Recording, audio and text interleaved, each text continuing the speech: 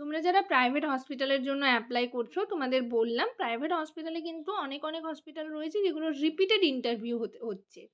তো সেই সমস্ত হসপিটালগুলোতে কীরকম টাইপের কোয়েশ্চেন করা হয় আজকের ভিডিওতে সেগুলো নিয়েই ডিসকাস করব। হ্যালো সবাইকে, জার্নি অফ আ নার্স চ্যানেলে তোমাদের আবারও ওয়েলকাম জানাই। তো আজকে আমি আরেকটা টপিক নিয়ে তোমাদের সাথে ডিসকাস করব। তার আগে তোমাদেরকে বলে রাখি, যারা আমার চ্যানেলে নতুন এসছো, প্রথমবার আমার ভিডিও দেখছো, তাদের যদি ভিডিওটা ইনফরমেটিভ বা হেল্পফুল বলে মনে হয় তাহলে অবশ্যই ভিডিওটাতে লাইক এবং শেয়ার করবে, আর চ্যানেলটিকে অবশ্যই সাবস্ক্রাইব করে রাখবে নার্সিং রিলেটেড নতুন নতুন আপডেট এবং অথেন্টিক সব ইনফরমেশন সবার আগে পাওয়ার জন্য। তো চলো দেরি না করে ভিডিওটা শুরু করা যাক। তোমরা যারা জিএনএম বা বিএসসি ক্যান্ডিডেট রয়েছো, প্রাইভেট হসপিটালের জন্য অ্যাপ্লাই করছো, সিভি জমা করছো, তো সেখানে কিন্তু এখন প্রাইভেট হসপিটাল বলো বা নার্সিং হোম বলো, সেগুলোতে আগে যেরকম শুধুমাত্র ইন্টারভিউ দিয়েই নিয়ে নেওয়া হতো সেরকমটা কিন্তু হচ্ছে না। এখন সমস্ত প্রাইভেট হসপিটালগুলোতে আগে হচ্ছে রিটেন এক্সাম হচ্ছে, দেন তোমাদের ইন্টারভিউ হচ্ছে, তারপর কিন্তু তোমাদের হচ্ছে জয়েন করানো হচ্ছে। তো সেক্ষেত্রে তোমরা, আমি আগের আমার যে ভিডিওগুলো রয়েছে সেখানে কোন কোন প্রাইভেট হসপিটালগুলোতে ভ্যাকেন্সি রয়েছে সেগুলো নিয়ে ডিসকাস করেছি, এবং তোমরা কিভাবে সিভি সাবমিট করবে সেটা নিয়েও অলরেডি ডিসকাস করা রয়েছে। এই ভিডিওটার নিচে ডেসক্রিপশন বক্সে লিঙ্ক দেওয়া থাকবে, তোমরা কিন্তু দেখে নেবে সেগুলো। আর এমন অনেক হসপিটাল রয়েছে যেগুলোতে কিন্তু রিপিটেড হচ্ছে তোমাদের রিক্রুটমেন্টের জন্য ভ্যাকেন্সি কিন্তু বের হচ্ছে, রিপিটেড ইন্টারভিউ রিটেন এক্সাম হয়ে চলেছে। তো সেই সমস্ত হসপিটালগুলো তোমরা যদি ডিটেলস জানতে চাও, নেক্সট ভিডিওতে আমি ডিসকাস করে দেব। পুরুলিয়া, আসানসোল, দুর্গাপুর, ঠিক আছে, বাঁকুড়া, এগুলোতে অনেক হসপিটাল রয়েছে, সেগুলোতে কিন্তু রিপিটেড, এমনকি কলকাতাতেও রিপিটেড ইন্টারভিউ হচ্ছে, রিপিটেড তোমাদের হচ্ছে রিকোয়ারমেন্টসও বার হচ্ছে। তো সেক্ষেত্রে তোমরা সেগুলোতে অ্যাপ্লাই করতে পারো, সেগুলোতে সিভি সাবমিট করতে পারো। তো সেই সমস্ত নার্সিং হোমগুলোতে বা হসপিটালগুলোতে কীরকম টাইপের কোয়েশ্চেন করা হবে সেটা নিয়ে আজকের তোমাদের সাথে ডিসকাস করব। কিছু কোয়েশ্চেন অ্যান্সার তোমাদের সাথে ডিসকাস করব, ICU related, emergency ward related question. এবং তোমরা কমেন্ট সেকশনে কমেন্ট করে জানাতে পারো তোমরা কোন টপিকের ওপর, কোন ওয়ার্ড বেসিসের ওপর ভিডিও চাইছো, আমি সেগুলো নিয়ে কিন্তু এরপর ডিসকাস করতে থাকবো। তো চলো দেরি না করে ভিডিওটা শুরু করা যাক।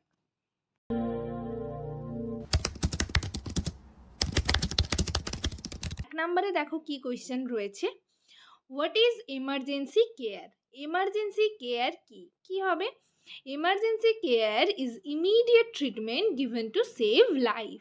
তাহলে এটাই হচ্ছে, এগুলো তোমাদের কিন্তু এইরকম টাইপের রিটেন কোয়েশ্চেনও হয়ে থাকে। এছাড়াও হচ্ছে বেশিরভাগ, আমি যে মানে আমার অনেক স্টুডেন্ট রয়েছে, অনেকেই আমাকে মেসেজও করেছে, ফোনেও বলেছে যে অ্যাপ্লাইড কোয়েশ্চেন, বেশিরভাগ অ্যাপ্লাইড কোয়েশ্চেন রয়েছে। তো তোমরা কিন্তু অ্যাপ্লাইড কোয়েশ্চেন প্র্যাকটিস করতে থাকো। আমার যদি কোনো হেল্প লাগে সেটাও কমেন্ট সেকশনে কমেন্ট করে জানাও, আমি তোমাদের সেই রকম কোয়েশ্চেন কিন্তু দিতে থাকবো।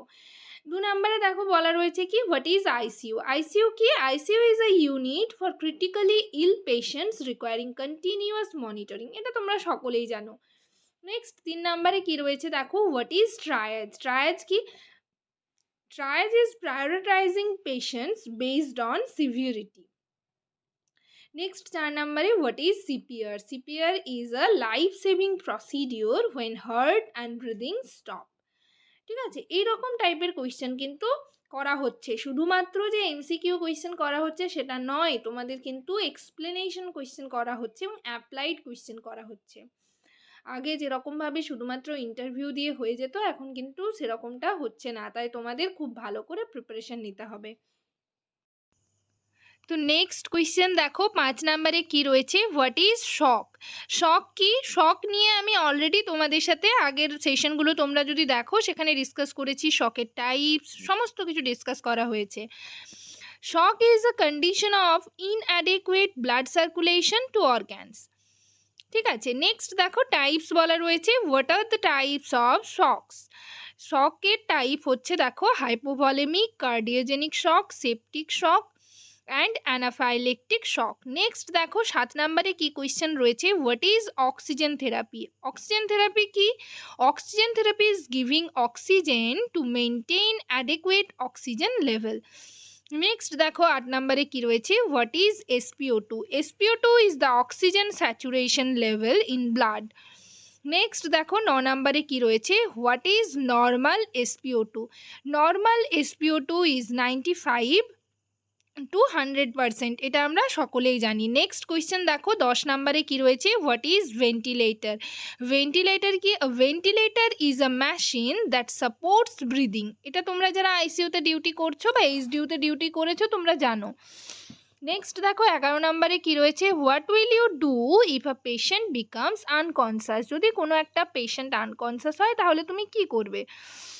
কি অ্যান্সার কি হবে? I will check airway, breathing and circulation. অর্থাৎ প্রথমে আমি ABC চেক করব, অর্থাৎ airway, breathing and circulation. Next হচ্ছে অক্সিজেন হচ্ছে যদি প্রয়োজন হয় তাহলে give oxygen and inform the doctor. তাহলে এটুকু বললেই তোমাদের হয়ে যাবে। নেক্সট দেখো 12 নম্বরে কি কোয়েশ্চেন রয়েছে, what will you do if the patient is not breathing. যদি পেশেন্ট নট ব্রিদিং করে, শ্বাস নিচ্ছে না যদি কোনো পেশেন্ট, তাহলে তুমি কি করবে? অবশ্যই করে সিপিআর স্টার্ট করবে ইমিডিয়েটলি, তাহলে অ্যান্সার হবে সেটাই।